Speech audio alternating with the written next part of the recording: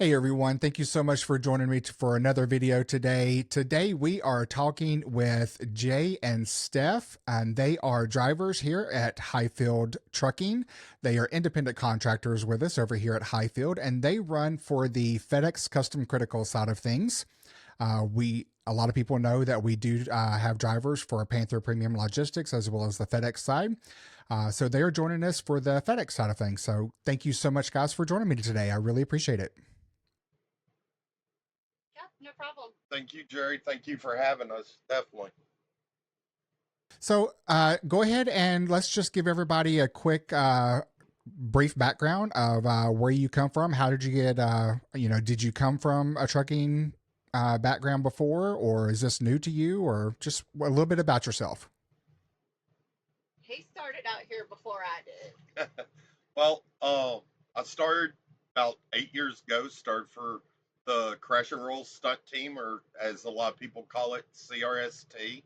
Um, Bounced around a few different truck companies, and she was working at the hospital at the time. Kind of got burned out on it, and decided to get her CDL. Come out over road with me. We left our last job just for some personal reasons, we'll say that. And we found this. I've seen the custom critical trucks on the road doing OTR for 8 years, and we were really interested in it. So we looked at a couple different things, and I think one of the guys on the Panthers side is who we first found out from Hyfield. What is it? The trucker couple. Yep. They were the first videos we had seen about Highfield, and then we came across the Expediter Boogie, the Chicks, Melissa and Vince's stuff, and we just said, you know what, let's give this a shot. And so far, we loved it. We've been here just a little over a year. Back in July was our 1 year work anniversary, so Moved out of our apartment completely. That's a big step right there. Yeah. It definitely was for us. When I first came on the road, he told me, give me a year. Let's see how you like it. And we were only home for maybe a weekend, a month, and it just wasn't worth paying what apartment rent cost anymore to keep it. So we just decided to move out, and we live out here on the road full time now. I completely understand that part. When I first started in expediting, um, I did keep an apartment for a little bit of time, and then we did the same thing. We got rid of it. It was just no point in keeping it and paying those high fees when 95% of our time was spent in the truck. And towards the end, we did end up getting another apartment. At the end, the last few years, just because we wanted to have that sanctuary place to go to whenever we went home. But I completely get where you're coming from because it is not cheap, and whenever you don't spend no time there, there's no point in paying for that. Absolutely, yeah. I do miss.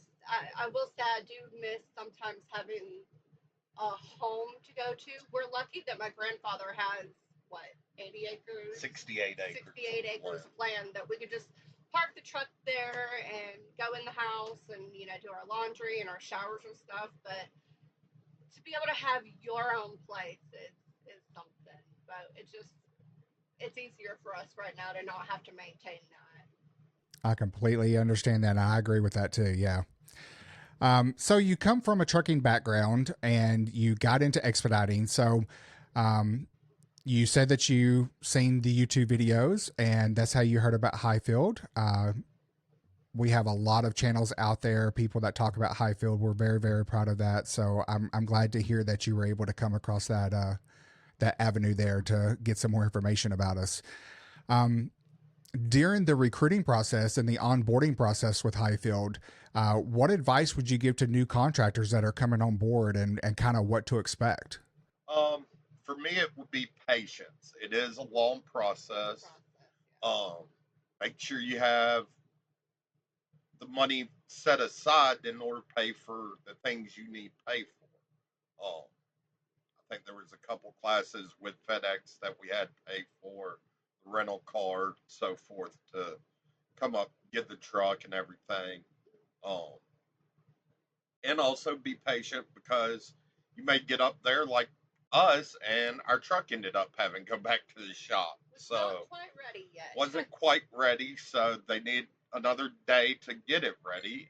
And you know, luckily Jimmy put us up in a hotel for another day. They covered the cost of the rental for another day. So, that was real nice of them to do. And, we got our truck the next day. So it wasn't a huge issue. Yeah. But, you can't please everybody, and somebody takes something that small and try to turn it into a big issue. Yeah, I could definitely see that part. It's a minor inconvenience in the big scheme of things, but I could see how it would throw a wrench in someone's plans. But it was a good thing that Highfield was able to Oh take care of yeah. you guys. And Yeah, well, Hyfield's done quite a bit for us. Every time the truck's been in the shop, it seems we've had to be in a hotel, which Jimmy's got us taken care of. Um, we had a death in family here recently, and oh, I'm so Patrick sorry. and Eric helped us out with that. So, we're grateful to them for that as well. And, just the outpouring support of everybody in Highfield has just been wonderful. Yeah, it's one of those things. You always work for a company. I mean, I couldn't tell you how many places I've worked that oh, we're like a family, and we do this, we do that. But Highfield really is a family. It really, I mean, like you said, we've been here a year. Usually that family, would wear out by now, and it hasn't. I mean, it's still like, you know, from day one. That's awesome. Hashtag Highfield family. That's what we stand by. Exactly. Exactly. That's great. So, with the onboarding process and coming on board, patience, I agree, that's a huge thing. So, with in regards to orientation and move-in day, would there be anything that you would think that Highfield needs to do to make you better prepared, or that would make that process easier? For those that might not have experience in trucking like I did, like I knew how to start the APU, I knew how to kind of troubleshoot it, troubleshoot some of the things in the truck. But I know there's people that probably come aboard that they might not know a lot of these things, and being shown certain things could help. Like I know our first time at a KOA, I didn't realize I needed a 30-amp plug and plug in 30 amps in order to run everything in the truck. I'm trying to run everything off that little pigtail with a 12-volt plug, and it just won't Yeah. do it. But just little stuff like that, because these trucks are a lot different than a conventional tractor. Showing somebody this is where you fill up. This is, if it's a bathroom truck, this is your little thing that you got to pull out to dump it and all that mess, and just kind of walk people through. Sometimes you just got to Barney style it for people, because everybody's skill level is going to be a little bit different. Yeah, and the mentor program, was excellent in getting us started. Our mentors were great. From the jump, we talked to them, and they were able to teach us a lot and tell us a lot. And there was also a lot of uh, emails just that were forwarded with all this information, and um, it was a lot of information. So it's kind of overwhelming, but it is good to have all that to start with. So, I mean, maybe if there was a way to make it a little bit more seamless or whatever, but uh, I think it worked great. Yep. Okay. Well, there's a couple of things you mentioned there. I think that we are trying to work on and we are trying to improve for new people coming on board. Um, you know, Having such a large fleet, which I say large in respect to, we're not thousands of trucks, but we do have roughly 110, 115 trucks. We tried to get information out to a lot of people at one time. So we are working on improving the YouTube avenue, trying to do videos, Jay, as you mentioned, like how to, fuel the truck, how to do the lift gate, emptying your toilet if you have a bathroom truck, things like that. So those are videos that we are in the process of working on.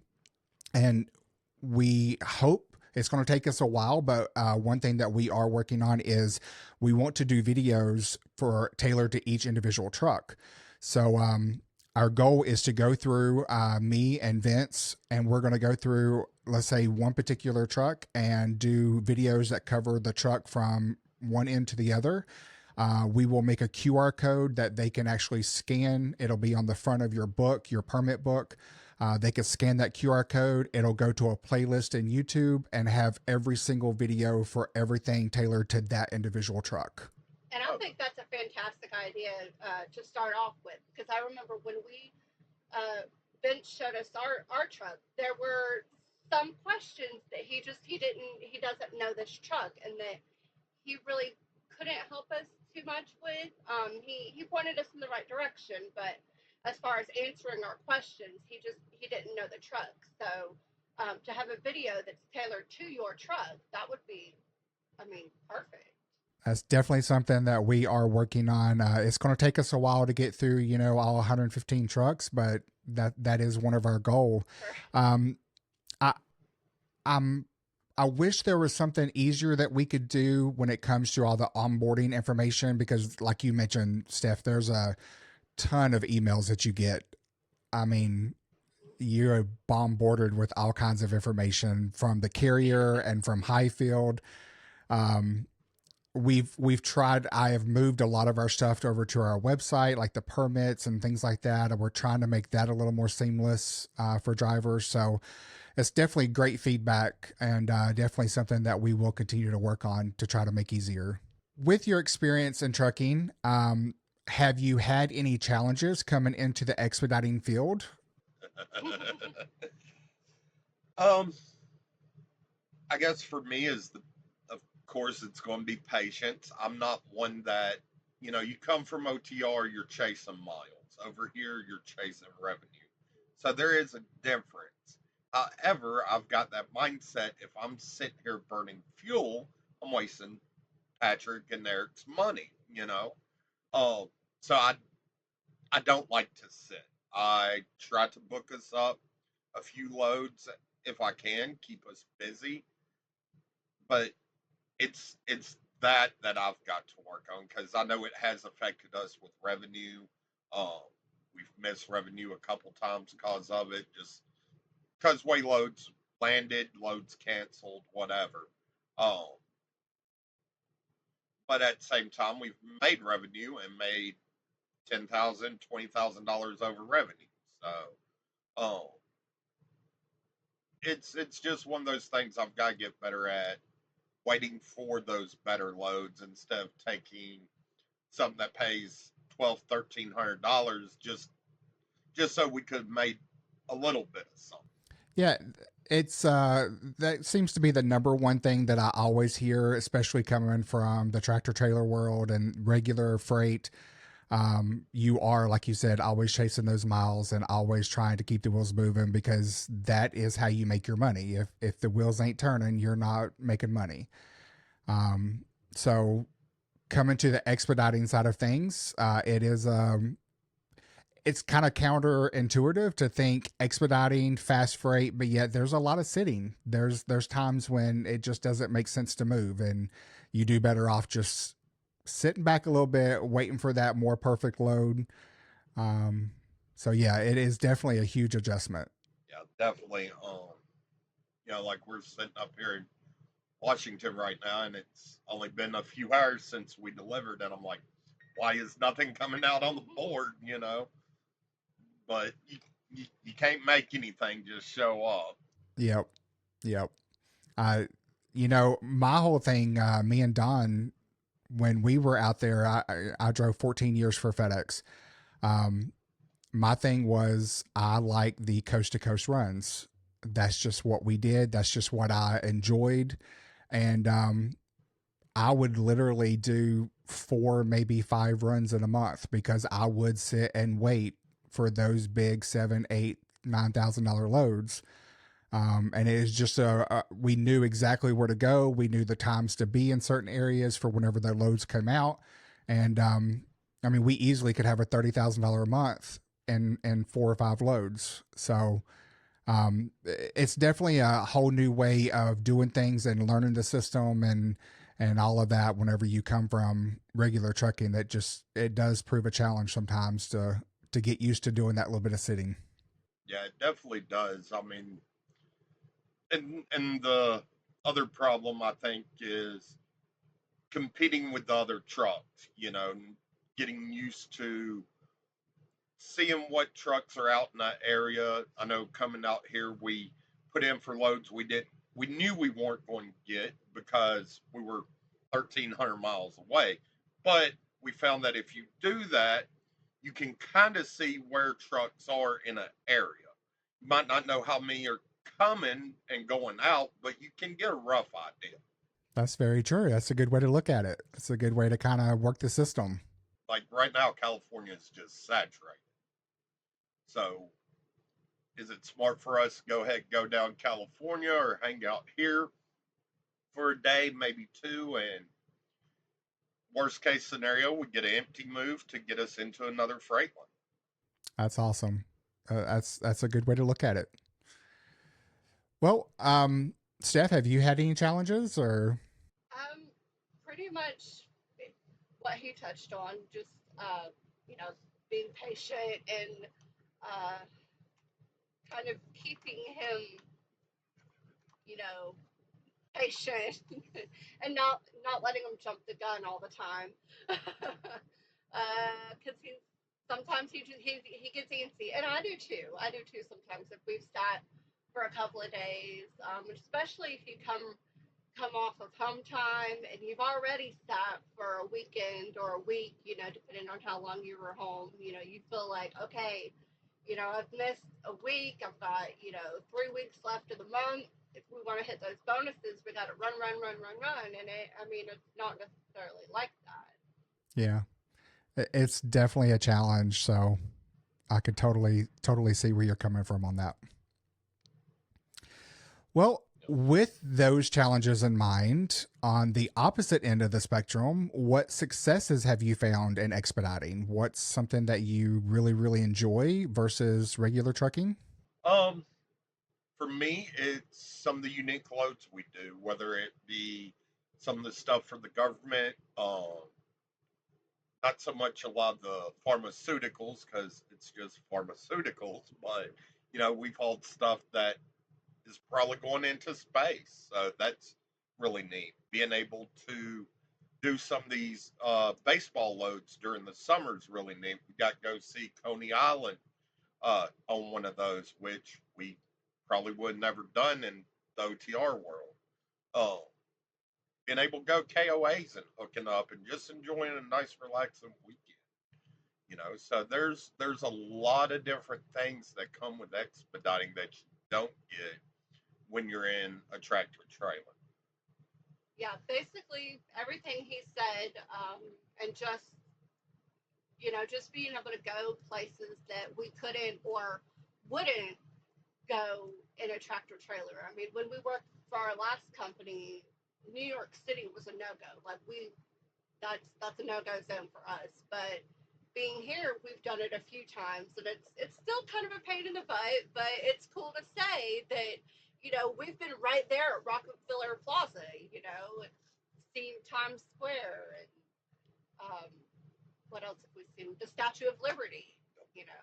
We haven't gone down to the Statue of Liberty yet. That's on our bucket list, We, but we got to see a nuclear powered submarine also. yeah, I want to say up in Connecticut or one of the yeah, places up there. That yeah. was So really just neat. being able to do the things that we couldn't, or like I said, wouldn't do in a tractor trailer.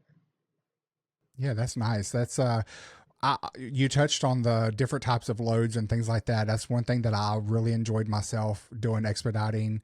I still remember to this day two things that me and Don did that really stood out to me was we hauled actual artifacts from the Titanic up to a Michigan museum. And the second thing was we hauled actual inventions from Benjamin Franklin, which was really, really cool. Oh Wow, wow. that's awesome. Yeah. I know we did that load up to Philadelphia and got to go see the city of brotherly love, and of course had Philly and Philly. So Did you run up the steps where Rocky was? no, we No, didn't get that far. We did do Constitutional Hall, Lady Lib, or the Liberty Bell, um, and a few other things right there. But we there's so much more that we still yeah, want to we go pretty see. much just stayed in that little square, but it's definitely on our list of next time we go. There was a lot of stuff that we missed that we wanted to go see. Yeah, there was a lot of things that I didn't get to see that I still want to see, but one thing that stood out, I probably never would have went to Niagara Falls if it hadn't have been for expediting. It just it Mm-hmm. was something that I always thought about, but I never would have actually took the time to go do that if it hadn't have been for expediting. You know, on the way out here, I told her, let's go see the Mount Rushmore, but we were kind of not really on time crunch, but getting out here, making sure we both ended up with a 34 so we could get back across. We were under a load, and it was So Sturgis Bike Rally this weekend, that's so right. too much bikes and stuff to even probably try to work our way out there. Well, that's great. So you briefly mentioned earlier, Steph, about the mentor program, but could you elaborate a little bit more about how the mentor program helped you guys in expediting? Yeah.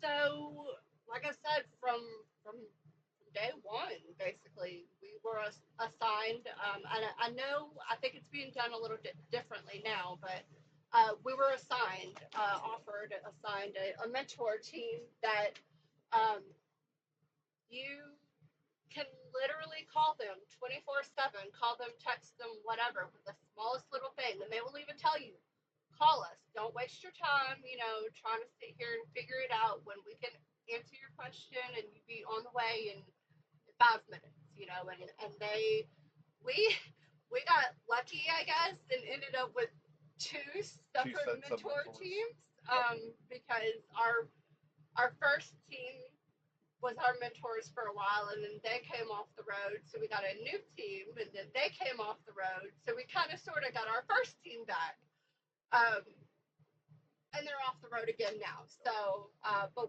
we've also graduated from mentorship. So, um, but they're they're still there. If we have questions, and I mean, even for hey, how are you doing? They've always been there, and they've always been wonderful and helped us anytime we needed, without even a huff and puff. That's great to hear. And thank you for mentioning that they're available 24/7, that they want you to call, they want you to ask questions, because I know all of our mentors are there to really, really help you succeed in your business, because this is your business.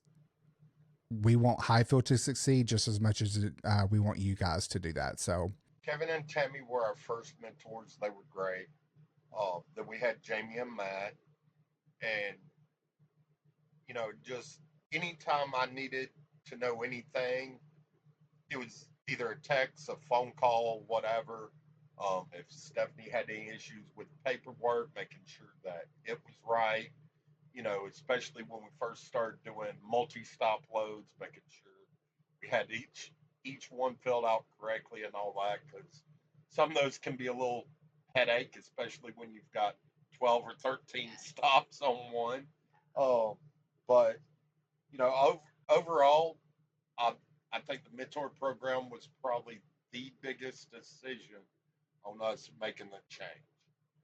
Because I didn't know this business, she didn't know this business, and having somebody that we could talk to on a regular basis, that was a big decision maker That's great to hear. Yeah. I mean, when I first started off in expediting, I knew nothing. I started off with a fleet owner that only had two trucks, and they basically just said, "Here's the keys. Call me if you have any questions." And half the time, whenever I called, they never answered. Um, so I completely see where you're coming from. Whenever you first start off in especially something that's brand new and you're not really confident on it, and something that runs completely different from general freight, it's nice to have that, to know that you've got someone in your corner 24/7, 365, that's always there.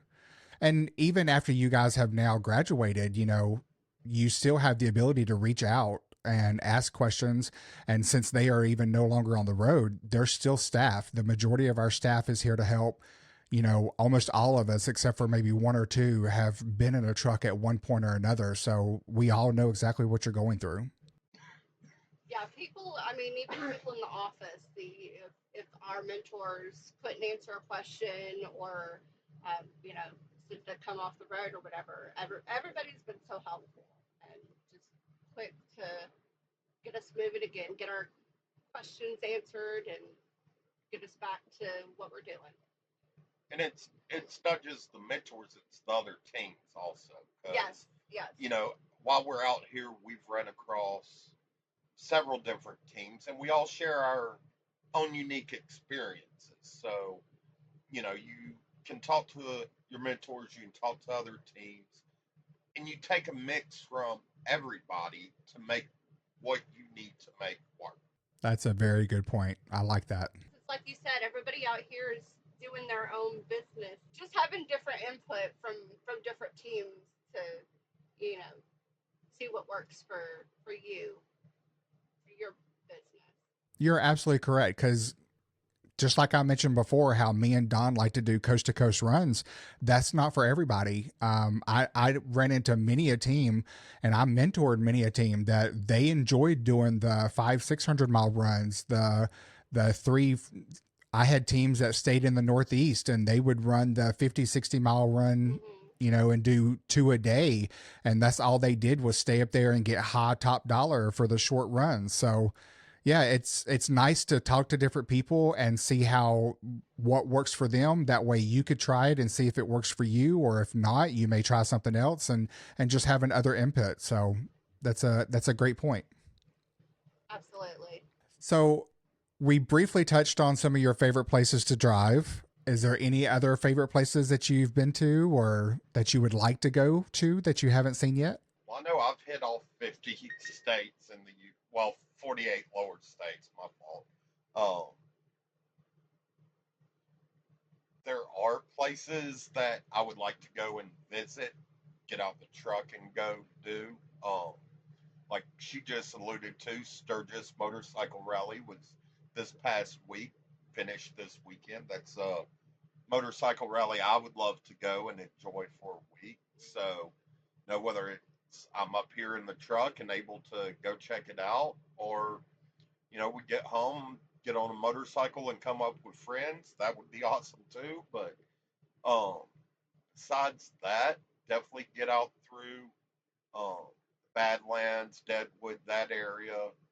Um, get her on Route 66 a little bit, check some of that out. That's a really fun route. Um, and go across the Golden Gate Bridge. That's Yeah, that's some of the stuff that I would like to do. I love seeing um, the untouched parts of our country. The forests and the oceans and the creeks and the lakes and just God's work. As beautiful as the cities are coming into, especially in the middle of the night when it's just all lit up. There's just nothing about being out in the wild and um, seeing seeing like I said God's work. I agree. There's some beautiful country out there, and there's so much of it that a lot of people don't get to see. I've got friends that still live in the same small town that I grew up in, and they have no idea of what's out there. Yeah, Yeah, I think a lot of people don't realize how beautiful this country is until you actually get out and see it. not just how, but vastly different everywhere different is. Yeah, areas are. yeah, because Washington's vastly different than Ohio. Ohio's vastly different than Alabama, Yeah. where we're from. Alabama's vastly different from Texas. So we we are a big melting pot of a country, and more people just need to realize what's out here, and just stop and take breath for a moment. I like that. I like that. That's a very good point because there's many different people in many walks of life and lots of things to see. So, who's your little friend there? What's his name? Uh, this is Felix. That's Felix. Bear's over here hiding. Hey, buddy. So, for You on those the who do not YouTube? know, Hyfield is very pet friendly. So, I love seeing our little four-legged friends. He's so cute. Yeah, but all the dog hair is just he sheds a lot. I mean, I'm really thinking about trying to figure out how to just hook up a vacuum cleaner and just suck everything out through the roof, and maybe we can get all this dog hair off everything. I've always wanted. I had dogs growing up. I love dogs, and I always wanted one on the truck, but Don never would let me. I blame it on him. He never would let me. It is a lot of responsibility because especially with secure comm loads, you've got to drive 200 miles, so you've got to make sure you take them out prior to loading, and you know There's loads we can't do because we have the dogs. A few of those will let you just, take your dogs out of the truck and just wait while the other person goes and gets loaded or unloaded. But it's inconvenient for everybody. So we really just try to stay away from the loads that our dogs are not welcome. Yeah, that's a good point. Just because there's plenty of different opportunities out there and different loads. So, oh yeah, there's freight does slow down from time to time. Luckily right now it is pretty well picked up, but you're right, there's other loads that are out there that we can do where we don't necessarily have to worry about those pet restricted loads. Um, but we have been fortunate that some of them have let us, just one of us, stand outside, and we go from there, do what we need to do, get the load covered, and get out of there.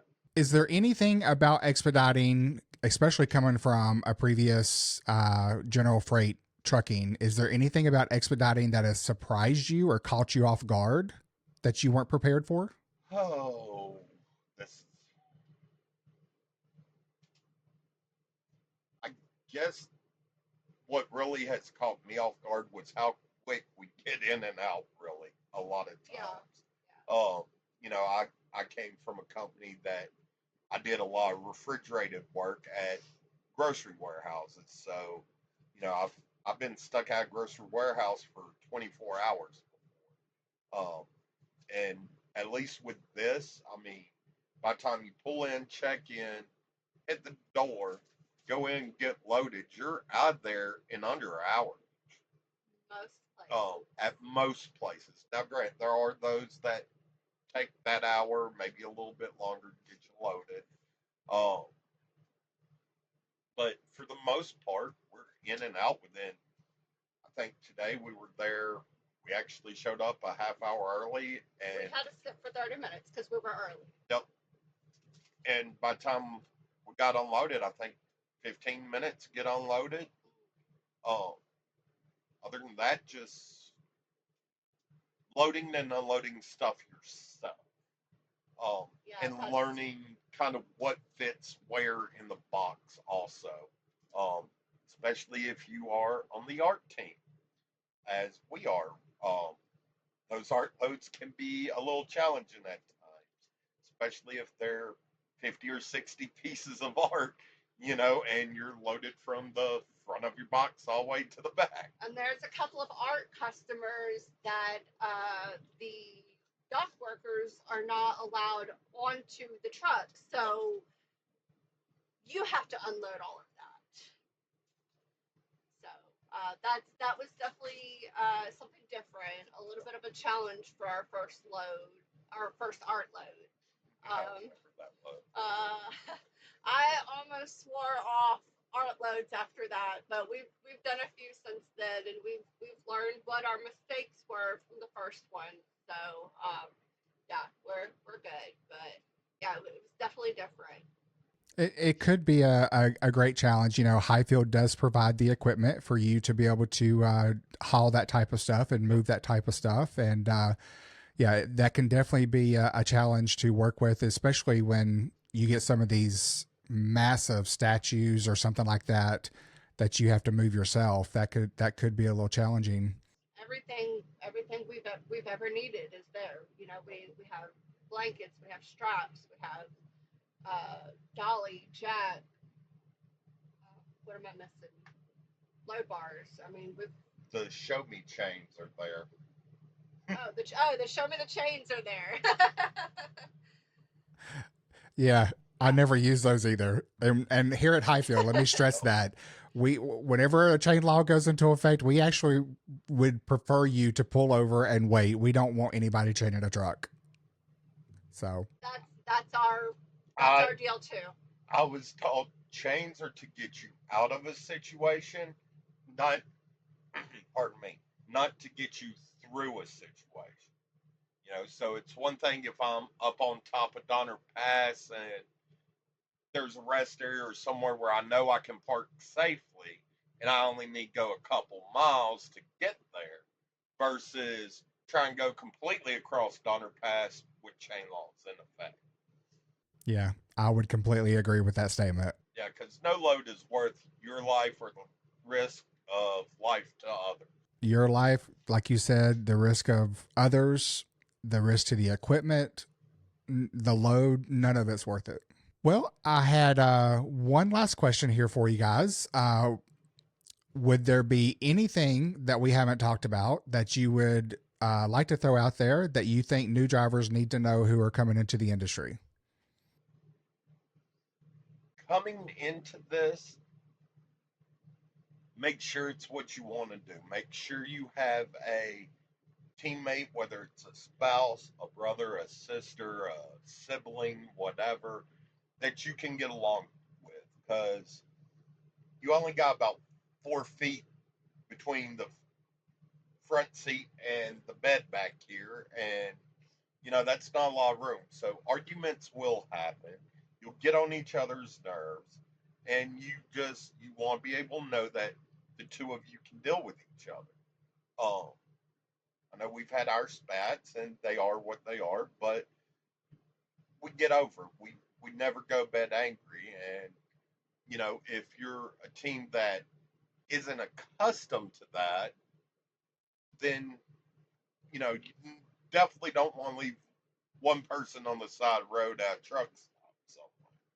Yeah, I would add on to that. Definitely team with somebody that you know their temperament, you know, you just know them, not a stranger because it's a lot to even adjust being this close to somebody that you know and love 24/7.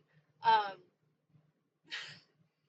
but a stranger, like I couldn't even imagine doing this with somebody that I didn't know or that I barely even knew. But uh, also don't come out here thinking that you know everything or not willing to take advice, not even take advice, listen to advice or criticism or things like that because it's like we mentioned earlier.